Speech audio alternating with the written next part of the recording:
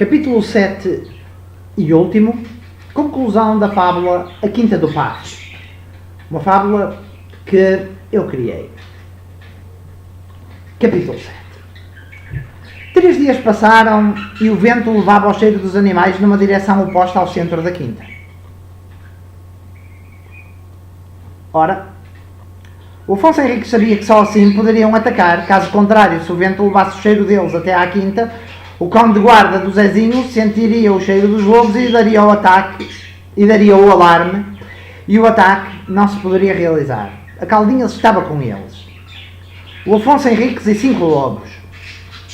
O Afonso Henriques Lobo Negro, com 2 dos seus, atacariam o cão e 2 dos outros atacariam a cabra e ficariam um lobo de reserva para proteger a retaguarda. O plano estava bem pensado. A Caldinhas apareceu a correr e o Feroz, na noite, correu logo em direção a Caldinhas. A noite era escura. Havia apenas um pouquinho de luar. O Zezinho gritava enquanto corria esvoaçando em direção à quinta, com a cabra a fugir à sua frente. Mesmo atrás da Caldinhas, detrás de um arbusto, saltou o Afonso Henriques e envolveu-se em luta com o Feroz, o pastor alemão, guarda-costas do Zezinho, sendo logo ajudado por mais 2 lobos. A Caldinhas correu sobre o Zezinho.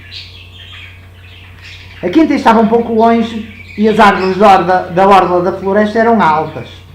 Se o Zezinho apanhasse um poleiro, subia a uma árvore.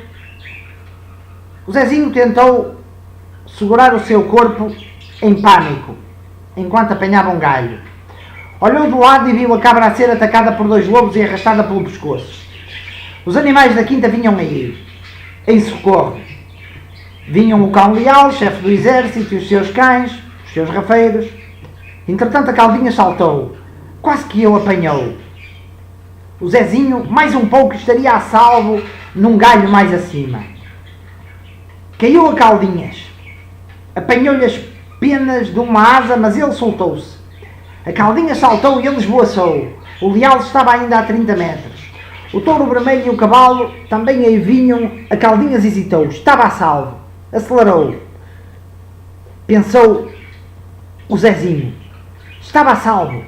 Esvoaçou então para um poleiro maior ou mais alto e o seu corpo foi apanhado. Virou a cabeça e viu o Afonso Henriques preto, com os seus olhos claros de lobo, e foi a última coisa que viu na sua vida. O Zezinho foi morto. Os lobos e a raposa fugiam. O Afonso Henriques largou o peru e, em conjunto com o seu lobo de reserva, enfrentaram o leal, recuando devagar. O leal não quis investir sozinho contra os 2 grandes lobos. Entretanto, a cabra já estava a ser levada, assim como o Zezinho estava a ser levado pela Caldinhas. De repente, o leal ficou ao alcance do Feroz. Estava ainda vivo o Feroz, mas ferido de morte. Estúpido esquema do Zezinho, o leal. O pastor alemão guarda-costas iria morrer. Um dos bodes saiu atabalhoadamente para tentar defender a cabra, mas chocou com um dos rafeiros do leal, que se dirigia para a luta, e acabou por mandar uma grande cornada no pombal da pomba Esperança.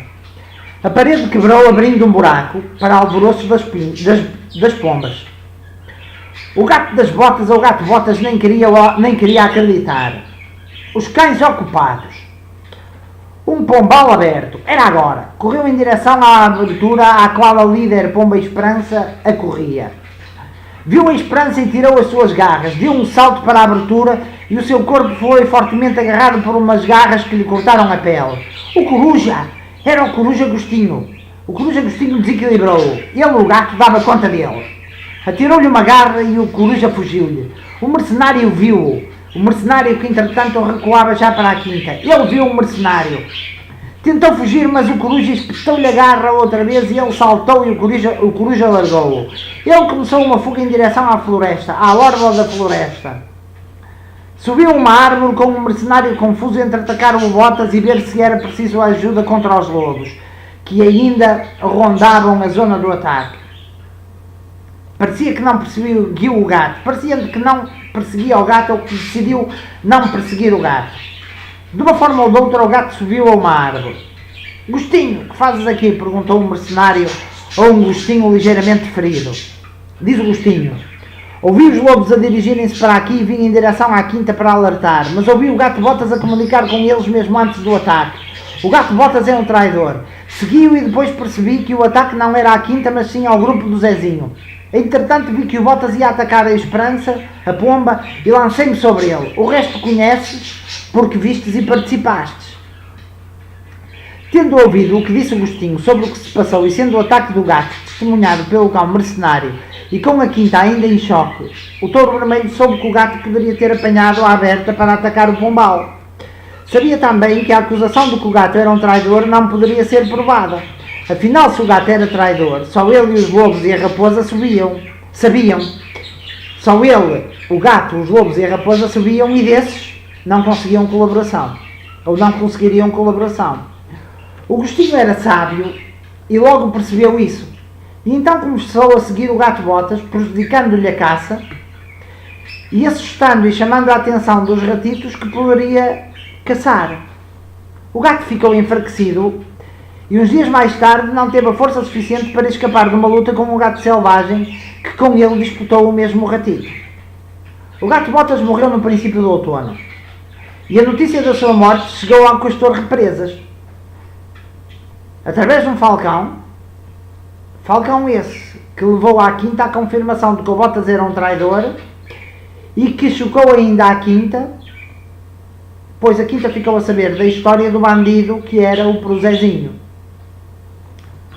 De uma forma ou de outra, o Coruja Agostinho nunca mais sentiu vontade de regressar à quinta do Touro Vermelho e ficou na orla da floresta, onde criou família com uma coruja também inteligente. Entretanto, o moço Jorge não conseguiu mais cativar alunos para a sua escola e novos moços começaram a ser os escolhidos para o ensino. A escola do Jorge desmembrou-se, mas este nunca perdeu a ideia ilusória de que sempre agiu da melhor forma, de que sempre teve razão. Esta fábula foi escrita por mim, Domingos Augusto Barros da Silva, da qual tenho os direitos, e foi terminada a sua escrita em 29 de 9 de 2009 e hoje, 18 de maio de 2014, acabada de fazer a sua gravação em capítulos por mim, Domingos Silva, no YouTube. Espero que tenham gostado, que subscrevam o meu canal YouTube, carregando em subscreve ou subscrever, e depois quando acederem às minhas, àquela link, as minhas subscrições no YouTube, poderão aceder aos meus outros vídeos e ver e comentar, coisa que desde já agradeço. Obrigado, espero que tenham gostado.